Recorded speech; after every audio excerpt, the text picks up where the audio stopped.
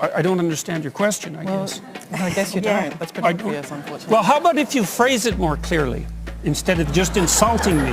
What occurs when the most vocal proponents in the culture war face reality? You've encountered it all over. A heated discussion between a woke campaigner and a traditionalist. The activist launches into discussions about inclusivity, social justice, and the oppression narrative we constantly hear. However, the conservative delivers a shocking revelation. Can you define what a woman is without contradictions? The activist becomes motionless, quiet. The crowd is tense, anticipating a reply. However, there is nothing. The audience's response is charged, with some in disbelief, others applauding, and some pondering what they have just seen. This is not merely a discussion, it's a reflection of the shortcomings in the woke movement. A society that advocates advancement and fairness, yet falters when faced with straightforward, irrefutable realities. So, what occurs when these voices are ultimately confronted with the unpleasant truths they've evaded for years? Stay here and let's discover. So, what does woke signify in today's context? Initially, woke referred to an individual who recognized social injustices, someone who was conscious of racial inequality, police violence, and systemic oppression. It served a worthy aim, didn't it? However, at some point during the journey, it changed. Currently, the term has evolved into a broad expression encompassing a wide range of beliefs, many of which are unrelated to its initial meaning. It's frequently utilized as a tool to either characterize someone as enlightened or to accuse them of being out of touch, based on who you consult. So here's the pressing question. Why has the word woke transformed so significantly? And what is it that angers so many individuals? Let's explore further. Because what's truly involved here goes beyond just language. It forms the essential basis of the cultural conflicts we're all entangled in. Here's the obvious contradiction that everyone appears to ignore regarding inclusion.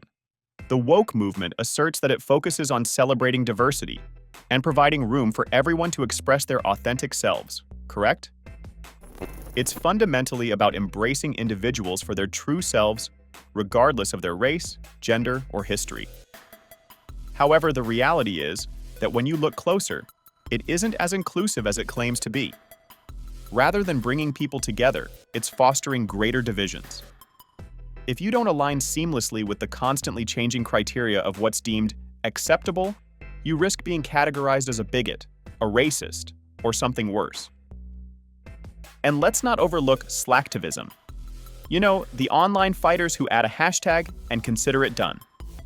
It's activism lacking any significant action. They feel satisfied with it, but what they've truly accomplished is inundate social media with hollow actions that merely widen the gap. So, here's the key question.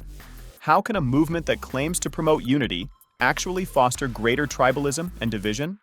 What occurs when these contradictions can no longer be overlooked? Let's explore those viral clash discussions that erupt online, fueling anger and dragging countless individuals into the fray. You've seen it, the intense conflicts surrounding gender, race, and even language.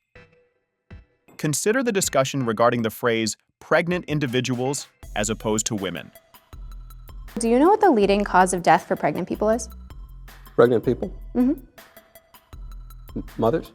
Women? If you'd like to call them mothers, not all of them are mothers, but if you'd like to call them that. At first glance, it appears to be an innocent step towards inclusivity. Ultimately, not everyone who gives birth identifies as a woman, correct? What are they if they're not mothers? They're pregnant people. I identify as being correct and more correct than you on this issue. And I would just ask that you accept and affirm my identity. But wait, what about biology? Are we truly prepared to disregard biological truths for the sake of a new story? Now, let's discuss puberty blockers and the transitions for young people. Nations around the globe are gradually beginning to reverse policies on early gender transitions, with some advocating for age limits. Nevertheless, in spite of increasing worries, activists are striving more intensely than before to provide these treatments to younger and younger kids. The tension is rising, and so are the risks. But here's the real challenge. What occurs when these extreme, unproven concepts confront reality? What happens when the facts don't match the story? It's not merely a discussion, it's a clash, and you'll want to see who remains when everything concludes. Difficult. Companies that have fully embraced woke ideologies are currently experiencing significant boycotts from customers who feel excluded. Prominent brands promoting diversity and inclusion are experiencing a decline in sales, as an increasing number of consumers are becoming weary of being lectured on social matters with each transaction. It's no longer simply a marginal response, it's an expanding influence. However, it isn't solely about consumer boycotts. Political figures are taking a position, pledging to reverse what they describe as woke nonsense. Politics, though, did come up in a few conversations. A few of the women we spoke to felt that they were really turned off by a few dates where the men, in one instance, somebody denigrated the Black Lives Matter movement, and the woman pushed back on that, and the man didn't receive it well, and that made her swear off going on dates with men for about 8 months. The pendulum is moving in the reverse direction. But here's the crucial inquiry. Is this merely a temporary reaction, or is there a more profound issue at play? The emergence of anti-woke warriors in politics and media is unmistakable. These numbers are becoming increasingly influential, and the discussions are becoming more intense. Can you identify as a black person?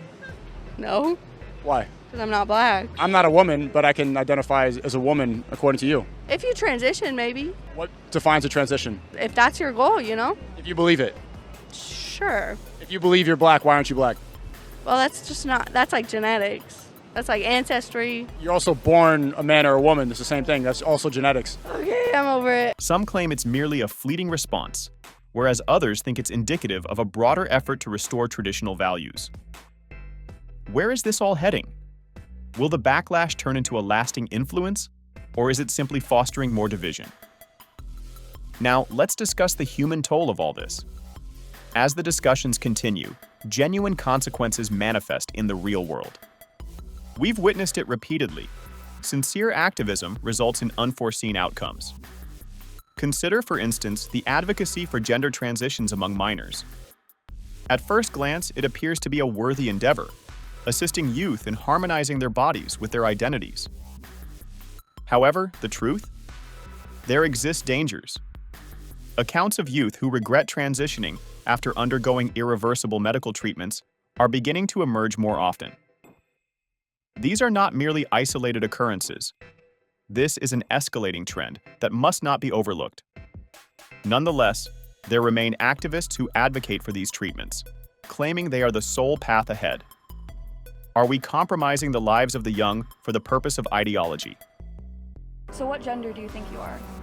Well, I'm a male. Okay, well, I think you're a woman. No, legally I'm a male. What if I say I don't believe you? It doesn't matter. Exactly, it doesn't matter if you don't believe me. No, it doesn't matter because biologically... What gender do you think I am? I would assume you're a female. Yeah, so you're making assumptions. Yes. I identify as non-binary. Hey, respectfully, it doesn't matter. What pronoun should I use? You should use they, them pronouns. What if I don't? If you don't, I would consider that disrespectful, and that's actually an act of violence to intentionally misgender someone. Yes. Here we come to the issue, and this is why I'm out here. You just said that's an act of violence. That means It's an actionable. And it isn't confined to only medical concerns. When woke activists shout about systemic racism and social justice, they frequently advocate for policies and changes that, although intended for good, ultimately harm the very individuals they purport to assist. Consider the increase in criminal activity in specific regions or the unforeseen effects of reducing police funding.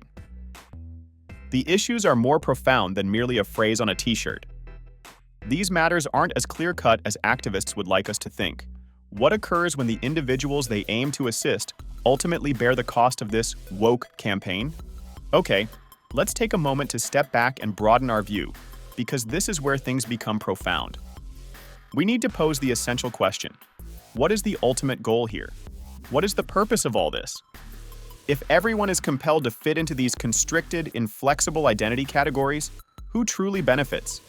Are the activists the ones yelling the most loudly? Are the corporations raking in billions by capitalizing on this wave of anger? Or is this entire situation merely a power tactic, a way to manipulate the story, to determine who has a voice and who is muted? This is where things become intriguing. The genuine enigma lies within the quietude of the majority. We listen to the battle shouts from all sides, the woke fighters on one side and the anti-woke defenders on the other. But what concerning the countless ordinary individuals? Those who simply wish to go about their lives without being perpetually pulled into this never-ending cultural conflict. The million-dollar question still lingers. Can we find a balance between true compassion and practicality, or are we destined to continue oscillating between extremes indefinitely? Consider it. Therefore, what does this all signify? The conflict between ideology and reality is far from resolved. The cultural conflicts are intensifying, and the stakes have never been greater. On one side, there are activists calling for significant changes, advocating for a future that matches their idea of advancement.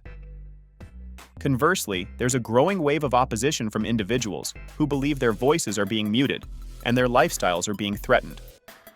However, let's be honest, this entire discussion is chaotic. It's not clear-cut, it's packed with contradictions, conflicts, and let's face it, some significant collateral damage throughout. Genuine individuals are trapped in the midst of this ideological conflict, and determining who is truly victorious is becoming increasingly difficult. So, what is your position? How much are we prepared to give up for the sake of progress? And when do we go too far into excess? This is your opportunity to express yourself. Leave your opinions in the comments section below. At what point do you set boundaries? Because here's the reality. The next story might be headed your way. And when it happens, what will you do? What is evident is this: the true battle is for truth. In a reality where truths appear to be debatable and where individuals are battling for their own interpretations of the correct truth, it's simple to become overwhelmed by the chaos. Yet the inquiry persists. Can we discover a method to cling to what is genuine? Or will we persist in being carried along by the newest fad, the most resonant opinion, or the prevailing story? The woke movement might have begun with noble aspirations, yet as we've observed, the path to destruction is frequently built on such intentions. We're left to contemplate, where do we proceed from this point? And how much more are we ready to extend the limits of reality for the purpose of ideological purity? The solutions can be found. Yet, will we pay attention? Or will we persist in allowing the most vocal opinions overshadow the truth? If you've been keeping up with this discussion, you understand there's a lot on the line here. So, what are your thoughts on this? Is it time to stand up against the woke culture? Or is there further complexity to the narrative that we haven't investigated yet? Share your thoughts below, and let's initiate the discussion. And remember to like, share, and subscribe for additional debates like these. Since the world continues to be fascinating, the next major challenge is just ahead.